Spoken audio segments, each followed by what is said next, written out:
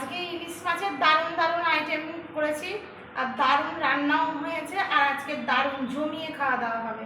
তো রান্না করেছি, দেখাই কি করেছি। এখানে করেছি আজকে ভাত, এখানে রয়েছে ইলিশ মাছের মাথা দিয়ে সব কিছু সবজি দিয়ে পুঁই শাকের ঘন্ট, এখানে করেছি ইলিশ মাছের সর্ষে পোস্ত বাটা।